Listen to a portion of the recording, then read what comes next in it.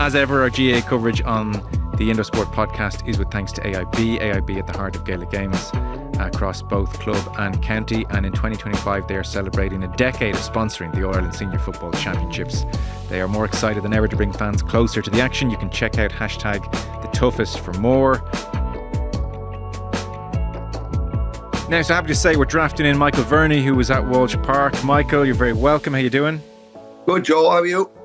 Very well. We're starting with Cork. So Conor and Colin Keys drove down to the event of the weekend, and then it was over before a ball was thrown in. Darren McCarthy, 19 years of age, a little bit exuberant, instigated it, bit of a hurl into Sean O'Donoghue. The linesman Nicky O'Toole saw it, drew attention to it, and Johnny Murphy produced the red card. I don't know, Michael. Good hurling man like yourself, surely a stern talking to and a yellow card. And I know if it happened 25 minutes in, it doesn't matter when it happens. But when it happens that early, everybody's there to see a game. Would hurling people all over the country not have preferred, listen, here, young buck, and on we go, as opposed to a red card?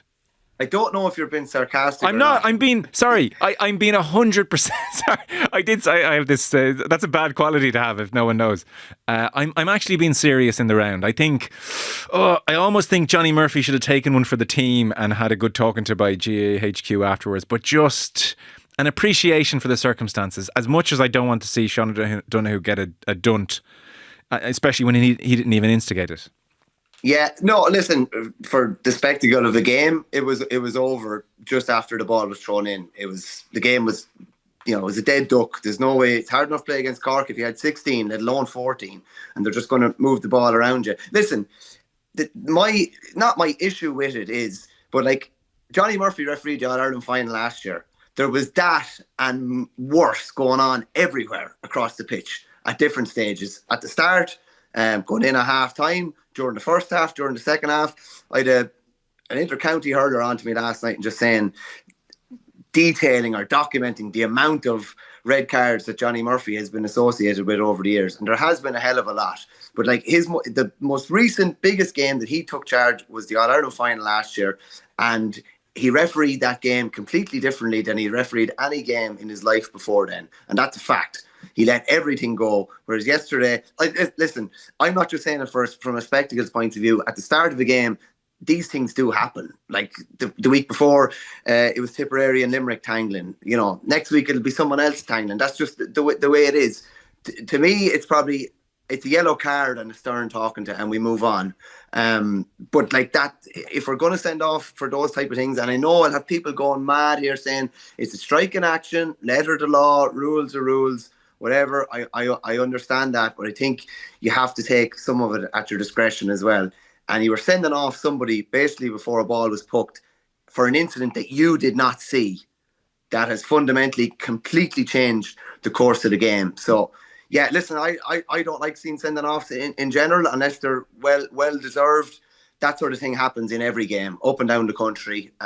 It's just unfortunate for his sake that he was caught and it was identified, and it's going to be a difficult one for him to overcome. I'm even thinking of James Mahan from Offaly, who was sent off in the wrong for Offaly against Waterford in that group game, and I know that's a difficult thing for a young fella to overcome. Mentally, you're forced into the spotlight. Darren McCarthy was in the spotlight for all the right reasons for his hurling abilities up until now. Now he's going to have, he's not going to want to be walking around Nina and different places in Tipperary. It's going to be difficult. And listen, I wouldn't have sent him off. I'll put it to you that way. That doesn't make it right. That's not saying it's right, but I wouldn't have sent him off.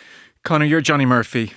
Nicky O'Toole comes up to you and says, number 13 has just dunted the butt of his hurl into Sean O'Donoghue's stomach. What do you do? I think you have to send... I don't know whether the referee has any agency to say, because he didn't say it himself, so he's taking the advice of a linesman. So I don't know, is there some sort of, stipulation there that you can sort of ignore that? I don't know what way that works in your referee's report. Do you note the fact that it was reported to you and what was reported to you, and you therefore said, no, it's okay, we'll just get on with it? But it's such an anticlimax, because I was talking to Michael this morning, trying to go back and to figure out the last time a team won with 14 men in the big championship game. And there are some instances, but it tends to be when there's a bit of a mismatch anyway, the team was going to win. And it kills it so much, because when it comes to hurling now, because when sweepers started coming into the game, a huge amount of hurling now is about finding the man in space. So you see when a ball breaks down, particularly a team in the defensive half of the pitch, Limerick being the prime example, they will pass the ball 3 or 4 times by hand to work the ball into space, because the delivery that they want to give into their forwards ideally will come from a player who has a free strike on the ball. Yes, you're dead. And so when the team has 15 men and you 14, they can get the ball to the man in space so much that not only does it kill it as a contest, but it kills it as a spectacle, because there's so little contested possession. And there was a while in this game in the second half when Cork were kind of feathering little balls into the forward line and trying for scores and always trying to find the spare man. And you don't even get to see the best of Cork out of it. Pat Ryan said as much, actually, that we've reached a point in hurling, because there's so much precision and control, that you can't really win an even contest with 14 men. Cork obviously lost Shane Barrett in round 1. Their 2 defeats last year swung on red cards. I can't think of 2 candidates who'll be least open to me mentioning rugby, but bear with me a second.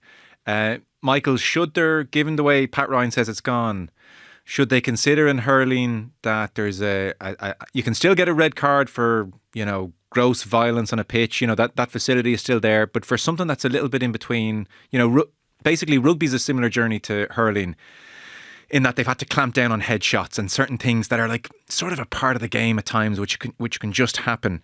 And so their solution has been 20-minute red card, whereby in this instance it would have been McCarthy off for the rest of the game and Tipp down to 14 men for 20 minutes, at which point they could bring on a substitute to replace McCarthy. Would something like that be worth thinking about in hurling, if being down to 14 men is such a punishment now, or is that too fandangled? That's the Gary Ringrose tackle and Bundy coming on 20 minutes later in the Six Nations. Yeah. They brought that in the last 2-3 years, because they felt there were more and more red cards than ever in rugby, and a bit, people don't want the spectacle ruined, for want of a better phrase. Yeah, not something I'd really thought about, Joe, to be honest with you, but you're taking a fair punishment for a period of time in a game, like 2/7 of the game, shall we say, 20 minutes or whatever, but you're still in with a chance, and maybe you're trying to hold on within that period of 20 minutes or whatever. The other team should still be able to take advantage enough. I appreciate where you're coming from a spectacle point of view, because it was over as a spectacle yesterday, whereas if Tipp knew, okay, let's get to the 21st minute and somehow still be in the game, and if that means parking a load of men behind the ball and conceding 12 points from distance, then maybe so be it, and then they can go and chase the game. I'll be straight with you, it's not something I'd thought about or thought much of, but especially when some red cards are so debatable even at this stage, and they don't seem to have any interest in, a TMO or anything like that, or checking the incident.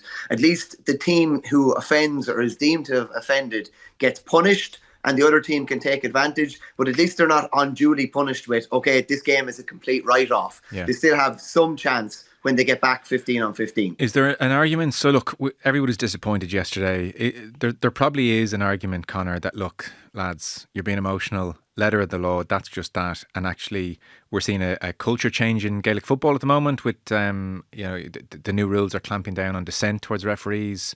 And so, as Michael said there, this is commonplace before hurling matches. Be a brave person now to dun to hurley into anybody pre-game ever again on the back of this example which has been set, and therefore it's a price worth paying. Maybe. But try arguing that to Darren McCarthy or Tipperary or the people at Toomevara this week. It's like it did on the balance of all the things that we've mentioned. If you throw them all into a blender and come out, I still think that the dilution of the formula is a little bit on the harsh side. Yeah, that's just my general feeling of that, because it was the exact same as the scenes that broke out before the Tipperary Limerick match. There were all kinds of just pulling and dragging going on around the pitch. I wonder, therefore, if Murphy and the other referees were briefed. Maybe. Now, we can't have this, fellas. Yeah, now Liam Cahill made the point afterwards. Now, he didn't try and defend Darren McCarthy from the point of view to say that he was innocent of the thing he was sent off for.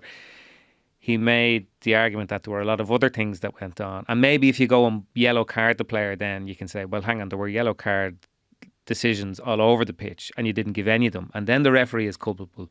Whereas if a clear red card decision is being pointed out to them by a linesperson or a sideline official, well, then they kind of have to go and do it. Yeah. And maybe that's the deterrent, and maybe long term there's a greater good at play here. But it's like, it obviously spoiled it, but it's just, I was at the Tipp Limerick game as well, and there was something about Tipperary's performance that was so different to how they performed last year when they came under pressure.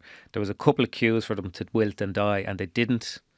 And it was going to be really interesting to see them basically take on their hardest fixture in hurling, going to Páirc Uí Chaoimh and play Cork. And we left no wiser about where exactly Tipperary are in their kind of renaissance, or if it even is one. And we're not really any clearer as to what it is that Cork are going to do this year. Yeah. Well, Tipp go to Ennis, I guess, to save their season in a sense next. For Darren McCarthy, Noel McGrath had the experience and good sense to understand, I think, that he would be in a state of shock, and almost helped him off the pitch, which was a classy thing to do. There were shots then of McCarthy, who is just 19 years of age. This was just his second championship match, in the crowd, and there are tears streaming down his face. So I suspect everybody in Tipperary, everybody in the wider hurling community will understand what's happened here. And the advice to him, Michael, is learn from it. I say he's already learned from it, and just move on. Like, don't spend the next couple of weeks beating yourself up. It'll be painful enough to be on the sideline in Ennis. You'll feel guilty as hell. But get back training Tuesday, put it behind you. It's not the end of the world. Yeah, he's lucky, Joe, to have the luxury of the Tipp under-20s to go back to. Him and Sam O'Farrell didn't actually play midweek in their win during the week, but he has that to go back to because he's only going to be suspended for the competition that it happened in, so he'll only be suspended for the seniors, to the best of my knowledge anyway. So at least he has that to go back and focus on, and he's in an environment that's going to be very comfortable to him, in that he's playing against guys that are his age, and he'd be one of the star players anyway regardless. So hopefully he will get a chance to move on, and hopefully he does, because it is a big thing to have to deal with, and nothing to this point in his career will have prepared him for it. And so we see everything that goes up online now and all that, and like, God forbid if he types his name into X or something like that, or searches his name in X, and he'd see X, Y and Z that's been said about him or whatever. But the importance of having the likes of Noel McGrath and these senior players to shield you against it. Delete apps off your phone for a couple of days, have a few pucks at home, keep the head down, and yeah, as you say, hopefully move on. And he's going to have a game, and he'll go under Brendan Cummins' guidance fairly soon with the 20s, and he's going to be a good kind of guiding voice for him too. But yeah, try and move on as quick as possible and get a good performance behind you and do what he does best, and that's hitting frees with his little 31-inch hurl. Drop us a mail, by the way. We'll come back to it in bits and bobs, I suspect. Indo Sport podcast at independent.ie. Does everybody out there think we're being unbelievably lenient, forgiving? No, just on that, yeah. The physicality. I love the physicality in hurling. I love the lads jockeying against each other, lads shouldering in against each other, a lad coming in, saying a bit of "how's your mother" with the hurling to the side of the ribs, that type of thing. I love that type of thing. And Conor was talking about the start of the Tipp Limerick game, and boys pulling and dragging, and some people are like, "Oh, it's terrible to see it." No, it's not. Getting the real word. We love seeing this. This is one of the reasons we go to games. Yeah. To see physicality. We don't want to eliminate it completely, but of course, when somebody listen, I think from now on, lads will go grabbing a jersey around the neck or something like that, and there'll be maybe less opportunities for it to be seen as a strike in action or anything like that. Maybe lads would be a bit more clever about what they do. But we honestly do not want to eradicate all of this from the game, because I sort of agree with you, and that doesn't feel like the PC thing to say. But I yesterday when the match started, and before I knew the red card was coming or that something serious had happened, the camera just managed to catch the "how's your mother," and on commentary they're like, "Oh, it's going off everywhere." And honestly, at home, I was like, brilliant, we're cooking here, this is going to be great. Listen, Páirc Uí Chaoimh used to be one of the worst grounds in terms of how it was, it had decayed really, really badly. But there was this kind of thrill when you were there because the place was almost nearly unsafe. Yeah. And since it's reopened, and it's obviously a great stadium, but it's also very sort of sanitised and comfortable. But yesterday, just before throw-in, when the flares went up and like Tipperary were booed onto the pitch, that Cork Tipperary thing is raw and it's real, and it's never going to go away. And at that moment, the place was almost levitating. We were like, yes, we're in the right spot. So you can understand how a 19-year-old in that context and in the context of everyone dumped in. And another thing, like, not to say that, that there's anything sort of behind the reactions of the various different players. But I know that after the league final, it was put to Liam Cahill that there was a gulf in physicality between Tipperary and Cork, and he didn't really accept the premise of the question. And if you could tell by the way Tipp played in the first game against Limerick and the way that they fronted up here as well, that there definitely is a sign from Tipperary that they're not going to be anybody's soft pushovers this year. And it just looks like Darren McCarthy paid the price of going slightly over the line for that. Yeah. The first 16 minutes, on 5 minutes, Tim O'Mahony scores a goal. It's a brilliant goal. The Brian Hayes pass is just a touch of class across the pitch. 7 minutes later, Horgan, 36 years young, gambles on the ball, beating everybody, and then great feet and crafty finish. And then 4 minutes after that, and at this point, Cork are frightening. Fitzgibbon powers down the left-hand side. Alan Connolly scores the goal. It's pace, it's power, speed. It's 3-6 in 16 minutes. Frightening. And I'm sure that was thrilling in its own way to kind of watch. Second half, loose, maybe the game's won, but still sort of, that fits in with a pattern maybe you could accuse Cork of. You said, Conor, we don't know what to make of Cork after yesterday, so but take a stab at it. What would you say of them yesterday? Like all of their forwards had scored from play by half time. And I think up until just before half time, I think only one of the Tipperary forwards has scored from play. So they have this, they are the ultimate sort of team. You know what I mean? There's no, say for instance, Limerick are a brilliant team to watch, but you always get the impression that their best attacks or the most dangerous attacks are the ones that go through Aaron Gallan, because but with the Cork forward line, every single one of them. Seamus Harnedy had a savage game yesterday. He was involved in all sorts of stuff. I think he ended up with 4 points. He was booked early on, but he was kind of all things to all men. And Alan Connolly had a sort of more of a minimalist game, but sometimes that can happen. And if you want to mark one of the Cork forwards, say you want to mark Brian Hayes out of the game or Alan Connolly, I mean Shane Barrett didn't play because he was suspended, and they have more on the bench. So as an overall team, as a kind of a sum of their parts, they're even more than they look to be in terms of the individual quality. And they look like someday they're going to go out and score, 442 or something absolutely daft, because they're audacious and they're going to go for goal at every available opportunity. I think the kind of lull in the game, and there was a sense that maybe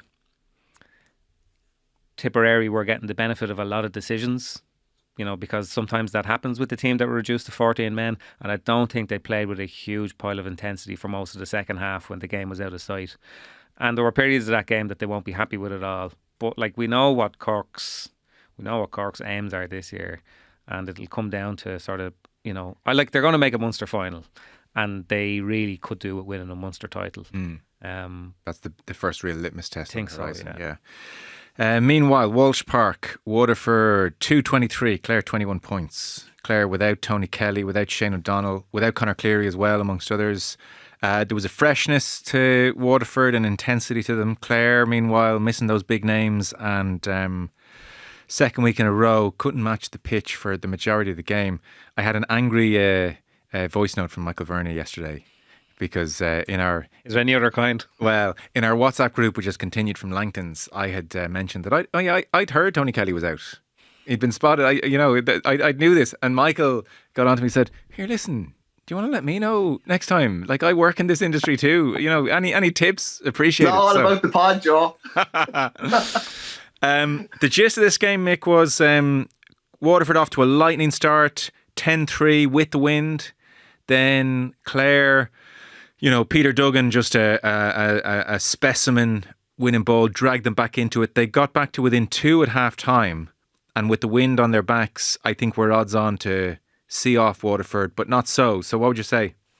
Yeah, funny game like that. McDonough had a good stat beforehand. It was the first time since 2011 that Clare played a championship game without Tony Kelly or Shane O'Donnell featuring. So they're and obviously they're missing 4 starters from the All-Ireland final last year. They were put on the back foot, say, before they started, but there was definitely a bit of an energy deficit from the week before as well. Waterford hit the ground running, as you say. Darragh Lyons flying in the middle of the field. Then I thought Clare had weathered the storm, and it looked like they just wrestled them back a bit and slowed the game down a bit, got it really physical. particularly Conor Lean and Adam Hogan inside. It's funny, like Waterford won the game and they didn't get that much out of their full forward line, which was interesting enough. And I would say the Clare full back line actually came out on top in nearly all of those duels. But the game really turned in that penalty decision. And, you know, to me, it was borderline, being honest with you. They probably had more of a shout of a penalty in the first half that wasn't given, and a potential maybe black card.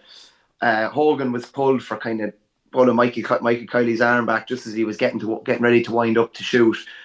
Stephen Bennett slipped, hitting the penalty. Yeah. And Clare had still got it back to 3. And then Bennett was brilliant, lads. Like, he was making his 100th appearance. He's had 4 hip operations. He's awaiting a double hip replacement the minute he finishes, basically. He's playing on borrowed time already.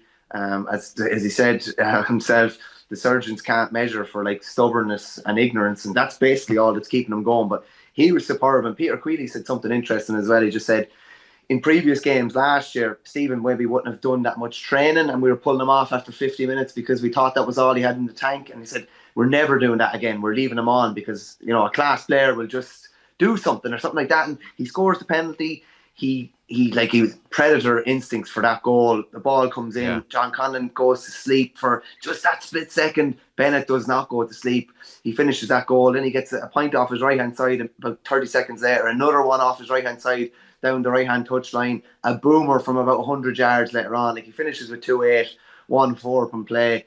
Him and Jamie Byrne really were the difference makers. Just Byrne is just a joy to watch in full flow.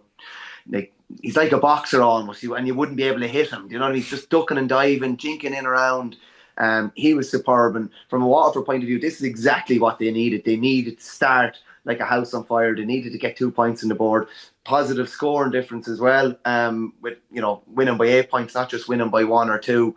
And it's funny, the boot's on the other foot now next weekend because Dave Limerick coming to town 6 days later, and they're going to be the ones trying to deal with the emotional and physical kind of deficit that you're naturally going to be in playing a game a week later or even less than a week later. But from a Waterford point of view, really, really positive. I was chatting to Big Dan after, and he was just saying about the 16th man that they have in Walsh Park now, and might only be 12,000 there, but it was brilliant. And even it was about 30 seconds before the final whistle, and a Waterford fan gets out of the pitch and he's waving the flag and wagging the finger. It's brilliant. Like, they knew they'd won, obviously, or whatever. And that was just, you know, when Conor's been at games where this has happened regularly, like, you know, the announcement comes a few minutes, stewards to their post, you know, end of match positions, can all patrons please stay off the pitch. You know, 30 seconds later, there's 5,000 people on the pitch and you couldn't stop them. Like, it was a great win for Waterford, just what they needed.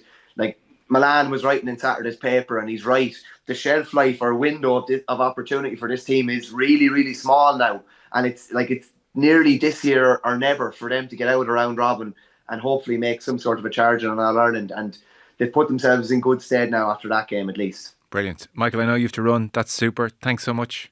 Cheers, Joe. Cheers, Conor. Talk soon, lads. Come on, Michael Verney there. Bye-bye. Leinster, we should mention as we wrap up, Conor. So Parnell Park was the scene of some controversy. I was chatting to you before coming on air. The pitch looks like it was vandalised. Yeah, something funny happened. Yeah, it's definitely some sort of chemical reaction to it. But it was actually a brilliant game. And brilliant. Dublin 326, Wexford 419. So 35 points beats 31, a 4-point win. However, Keith Rossiter, Wexford manager, not happy. Sean Curry took a penalty for Dublin. It was saved by Mark Fanning. The behind the goal camera showed that the ball just did not cross the line. It was fairly obvious. And yet the green flags were waved because the referee gave the goal. So Keith Rossiter said afterwards, I've just seen the incident. It's circulating around the dressing room now. We were 3 points up at that stage. Both umpires said to our goalkeeper that the ball didn't cross the line, but yet the ref can call it. Do we not talk to umpires, he asked? Not unreasonably? No, that's true, but at the same time, the referee positioned himself really well. You know, not that well. No, but like what I'm saying is, I don't think he could have put himself in a better position, and I think he felt emboldened by the position that he was in. He obviously thought he saw it over the line, because if you look at the umpire that's on the side with the green flag, he actually went to reach towards it, and if you look at it, he then kind of moves away. Doubts himself. He doubts himself. So I think he wasn't going to put up the flag at all, but the referee calls it straight away. with a certain authority. Yeah, that totally. made Yeah, everyone think, yeah. oh, maybe So I'm wrong. I was watching on television and I saw the referee. I said, no, that's a goal. And you could tell by him, I was like, that's definitely a goal. And nearly I was waiting for the replay that showed the angle that it was definitely over the line. But it wasn't. But as an aside, there was an email that came out, well, not an aside, but it's related. There was an email that came out from Central Council over the weekend. And the next phase in the development of the slitter is they're going to use this thing called a smart slitter. And it's developed by the same company who proposed the yellow slitters.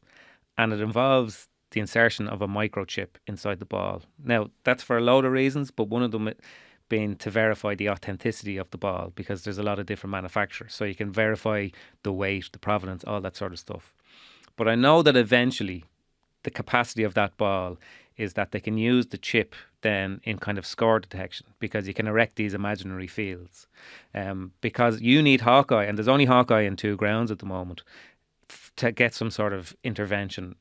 But as far as I know, it's far easier to do with this new ball. So that ball, as far as I know, is coming in for the All-Ireland Junior and Intermediate Club Championships next year as an experiment. But I think long-term score detection technology in hurling might not be kind of the Hawkeye thing. It actually might be in the ball itself. Interesting. I didn't realise that about I missed the umpire stepping towards the green, or not stepping towards He just looked like he actioned towards it, as in... and then stepped away. He was nearly triggered by the ball going so close. Yeah. It was a big blow for Wexford. Huge, at 3 points up. It was one of those games that had its, that old phrase about the ebb and flow of psychic energy or whatever, but that was definitely a moment. Now, Dublin got a goal straight afterwards and won by 4, but it was a huge... Like, if Wexford kept that penalty out, that kind of big lift that Dublin got from it, whatever about the 3 points, I think it would have changed the dynamic. It puts Dublin in great nick now of getting out of Leinster. But why the referee doesn't take a minute, and why the umpire doesn't almost wave and just say, we need a conflab here. And almost the umpire to be like, because it's either going to be a goal or it can, you can give the keeper a free out or restart play that way. Almost just how sure were you? Because I really didn't think that was over. Because you gesture there with authority. I was about to say it wasn't. Why not talk? I suppose the referee is the ultimate arbiter, and if they think that they saw what they saw, it's their decision. Yeah. You have to get it right if you're doing that, though. Totally, 100%. Galway beat Offaly, Kilkenny, only a point clear at half time, but then won well in Corrigan Park. That's where Dublin go next. But they'll fancy getting out of Leinster now. Yeah, I was only thinking about this in relation to Waterford, how vital. We don't talk much about this beforehand, but the scheduling are... So Waterford obviously had a bye week the first week. And I was thinking a lot about them when we were down in Thurles and there was 2 draws. And I couldn't make head nor tail whether this was a good thing or a bad thing for Waterford. But Dublin were in a similar boat, that they had 2 games at home, Offaly and Wexford, who you could say are probably their closest challengers for 3rd place in Leinster, if you want to. So it was really kind of, you win those games and your summer is ablaze with possibility. You lose them and you're in serious bother. So I think with a new management team and a team that's kind of slowly coming together, they are now kind of exactly where they wanted to be. And that's like, they have Galway coming to Parnell Park for the last game. Yeah. If Dublin were to win an Antrim, that game would be... to be a lot of levels to that game, a lot of layers to it. Kind of a Leinster final playoff. Well, it's just that Dublin have always had a thing about Galway, and Galway have always had a thing about Dublin. And there's Micheál Donoghue who sort of lost interest in the Dublin job and then reappeared as Galway manager not so long afterwards. So that could be one of the spicier round robin games, depending on what's riding on it. Right. That brings us to the end of Brilliant Weekend's GAA. Conor McKeon, thank you. Cheers, Joe.